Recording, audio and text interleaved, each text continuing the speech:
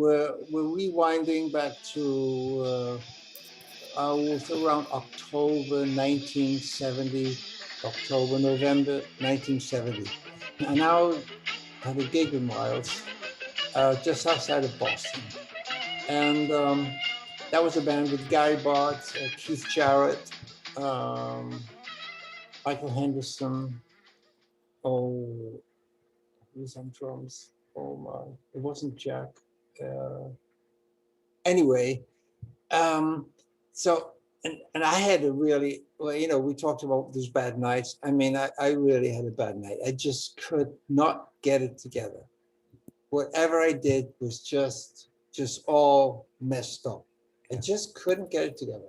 So we're in the band room.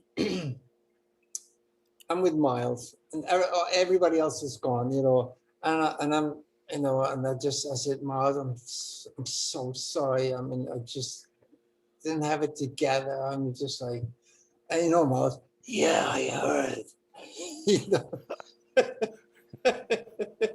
Just to make you feel better. Yeah. So I said, I don't know what I just, I'm sorry. I'm really sorry. You gotta go with the flow, John. No. So I said, yeah, all right. And then we were sitting there, and at least 2-3 minutes went by in just silence. But that was it was like a Zen master, Miles, sometimes. And all of a sudden, he turns around and looks at me and he said, it's time you form your own band. Shock for me. That was to hear Miles say that, because he was the most candid and honest man I have ever met before and to this day. Just phenomenal. Sometimes brutally honest, but he always knew exactly where you stood with him. So, it was like, what? He said, you gotta do it. So that was orders for me. So I went home, and I took it very seriously, because it was Miles. Miles was my teacher, my guru, my godfather. Whatever you want to look at, I revered him and everything he said to me. So I started, and we'd done the Jack Johnson album just shortly before the gig. And that's where I'd met Billy Cobham on that gig. It was the first time I'd ever met him. And I loved the way he played. And the way he plays on that Jack Johnson. We set up that jam, actually. The right off the opening of that thing. We just set it up in the studio. Anyway, so I called Billy right away, and I said, I gotta form a band. You want to be in? And he said, I'm in. So I said, well, great. Well, we started. And so I started then looking for I had already a lot of music, actually, because of Tony Williams of Lifetime, who, God bless him, he encouraged me to write music during Lifetime. And I would say 75% of the Mahavishnu music, the preparation was done with Tony Williams' Lifetime. Really, that amount. So anyway, I'm working on the music, looking for piano players, and one day I get a call from Miroslav Vitus. You remember Miroslav? I do, yeah. And Miroslav, and I'd known Miroslav. We became friends already in London in '67, when he came over with Stan Getz, and he said, John, how are you doing? I said, I'm doing great. He said, listen, I'm forming a band with Wayne Shorter and Joe Zawinul called Weather Report. We want you to be in the band. And they said, what? What a beautiful thought. I said, but I'm under orders. I'm under orders from Miles. I got to form my own band. And he said, then you got to do it. He right away. So before he hung up, he said, do you have a keyboard player? I said, no, I don't. I'm looking for one. He said, there's a friend of mine from Czechoslovakia, it was at that time. He said, you should hire him. I said, well, I've never heard how he plays. He said, well, he's in California right now accompanying Sarah Vaughan. I said, he's accompanying Sarah Vaughan. He's accompanying Sarah Vaughan. I want him in the band. Because if you're accompanying Sarah Vaughan, you're a real player. Because you know how great she was.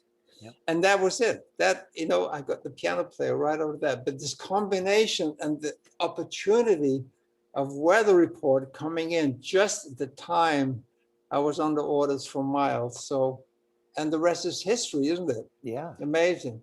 Wow. Wow. Yeah. I had no idea. All because of Miles. Yeah. Yeah. But I love that band too. Oh, Weather yeah. Report. I mean, what the contribution they made. Yeah. Yeah, it was wonderful. Very wonderful. powerful. I miss him. I miss Joe. He was a real personality. Wayne too is beautiful. I mean, I played with Wayne at a few years ago now. The Jazz Day was held at the last year of Obama's White House. Yes, yeah. And I got to play with Wayne that time. But nice. he was in a wheelchair, but he was playing. Wow. He was playing so great. Yeah. Wow. My heroes from the 60s. Yeah, mine too. So Steve. And Jerry Goodman, I didn't want a jazz. I wanted a rhythm and blues player. Yeah. And I found this group, The Flock, in Chicago. Yes. And Jerry Goodman was playing in it.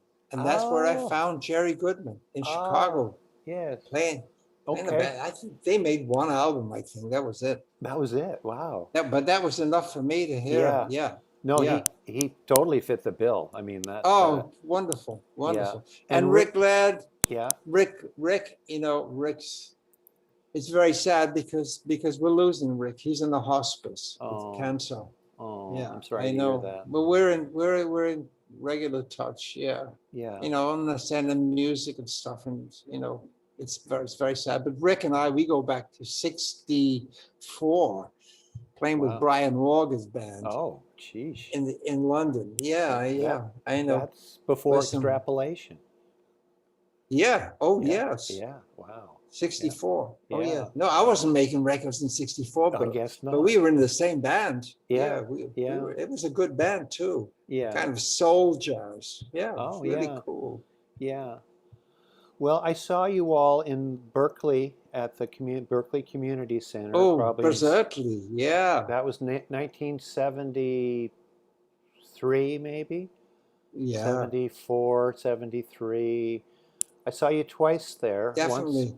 Once. Second time was with Carlos. And the first time it was Mahavishnu. Yep. And I was there with my mom and dad. My parents and I went. Wow. And that might have been the best concert I ever saw. Period. Wow. Yeah. There was a light show that would focus on each person when they were playing. And it was on their bodies. I don't know how they were doing it, but it was like a light show focused on each body. Wow. And I'm telling you, it just it's crystal clear in my brain. Wow. After all these years, I can just picture. But I remember the Berkeley Community Theater. Yeah. Because I liked the Berkeley town. Yeah. Yeah, I almost moved there in the 70s. Yeah. Now, I'd heard from Billy Cobham something about being put on the bill with George Carlin. Oh, yeah. George Carlin used to open up to Mahavishnu. That is so wild to me. Cheech and Chong used to open up to Maybe that was what he told me. That just dropped my jaw when I heard that. Oh, no, wonderful. I mean, we were on the side of the stage, like almost peeing in our pants and George Carlin too. I love George to this day. Yeah. What a human being. Yes. And Cheech and Chong, they were just hilarious. Yeah. Yeah, stoned humor. I know, but then you came on and you asked for a full minute of silence. Yeah, I know. I was completely blown away that you got it. I know. I mean, the audience was packed, and they were all stoned, and to have that presence of mind of everyone. Well, I'll give you a last little anecdote. Yes. And I think it was in California, because I remember I asked for a minute of silence. Yes. Yeah, because I wanted, I was like into my trip. I wanted to change people's minds. Yeah, it Get the worked. music, get the minds ready for the music. Yeah. And so I asked for this minute of silence, and so about 15 seconds went by, and all of a sudden there was this thin, reedy little voice that said, "Not now, I'm peaking." Oh. Oh, that's good. Oh, that's hilarious. Yeah, and I just cracked up. So we just started. Yeah. Well, my experience was when you were playing with Carlos, and about halfway through the silence, somebody shouted, "Oh, get her going, Carlos."